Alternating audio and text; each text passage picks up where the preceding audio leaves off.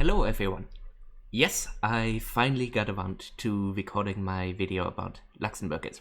This video is going to require knowledge of reproduction tables and other various sectors of the capitalist economy Marx identifies, and more broadly speaking, capital volume 2. If you're familiar with that, that's excellent. If you're not, I cover those topics in my previous video.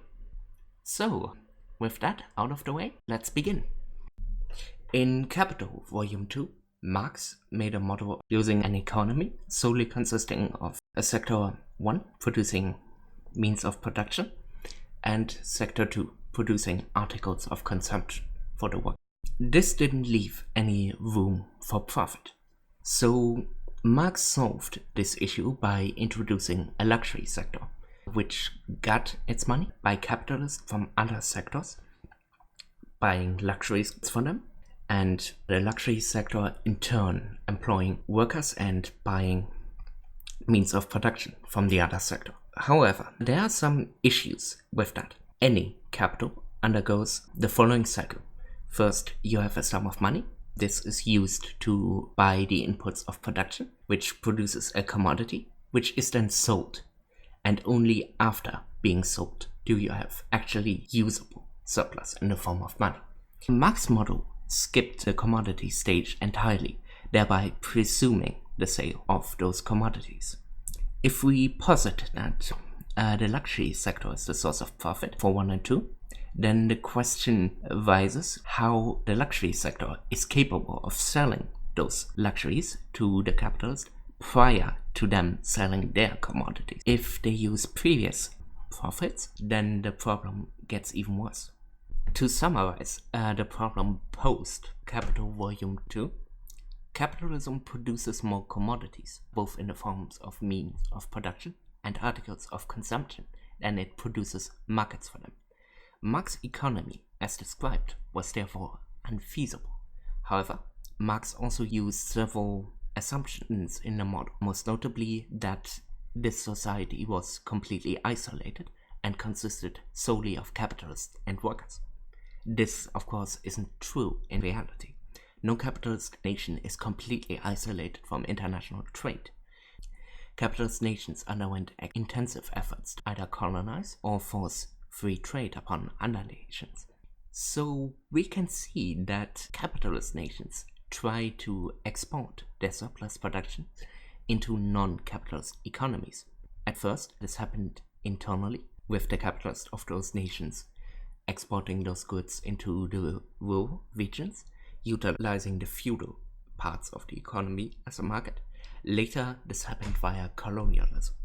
Capitalism is distinct from other systems in one major way. It's the only system to experience periodic crises every 4 to 8 years without any apparent change in material conditions. There were economic crises in feudalism as well in the slave empires of antiquity, but in both cases the material conditions changed. There were too many farmers, too many slaves. The country was ravaged by war, or something like this. Only capitalism experiences a crisis without any seeming cause for it. I am referring to the 4 stages of the economic cycle: expansion, peak, contraction, and through. They can be seen as capitalism surpassing the capacities of the agrarian markets and therefore shrinking.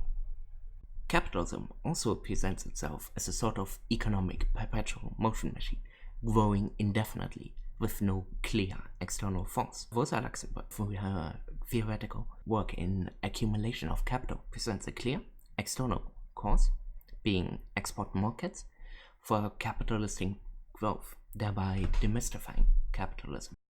With this in mind, we can revisit the history of capitalism. In the 17th century, the modern factory was born.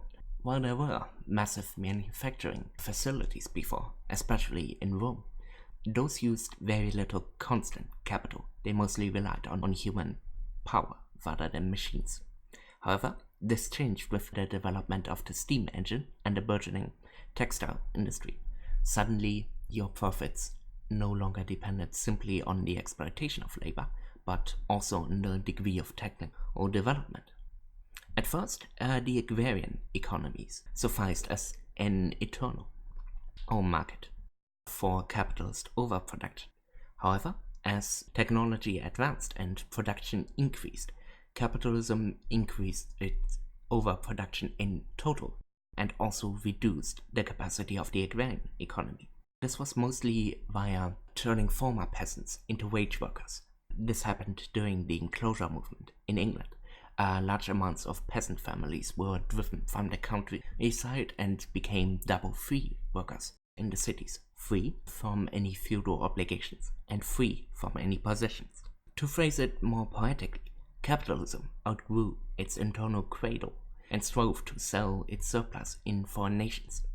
Since those foreign nations weren't exactly keen on large amounts of money flowing out of the country, this couldn't really be done via peaceful negotiations.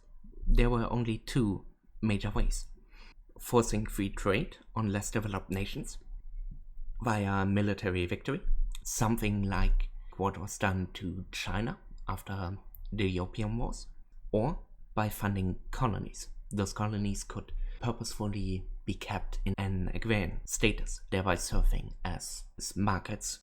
The nation was actually deindustrialized. Certain trades were destroyed by the influx of more cheaply produced goods, and the colonial nation was almost entirely built around serving the home nation. So, direct colonization didn't really end that long ago.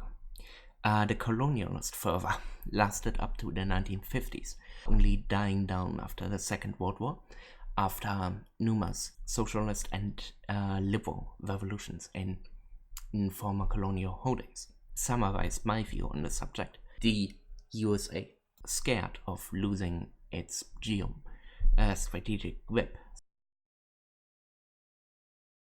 the developed nations are capable of exporting their surplus. So in summary, the crisis of capitalism intensifies the more nations develop towards capitalism, since you both have a higher overproduction and less export markets for them. Capitalism requires underdeveloped agrarian economies in order to deal with its internal surplus. It's not a stable economic system. To quote Rosa Luxemburg herself, capitalism is the transitionary stage between feudalism and socialism, which sums it up the best, I think. So yeah, that was my summary on Luxemburg's accumulation of capital. If you can spare the time, I would recommend reading it. It's very worthwhile and has some really good in-depth explanations of specific policies of colonization. I also got a Curious Cat channel. I've linked in the description. So if you want to ask me a specific question and want to make sure I respond to that, you can use that. I'll try to answer it as quickly as I can. If you want to give me any feedback, I would welcome you to do so in the comments. So until next time, bye.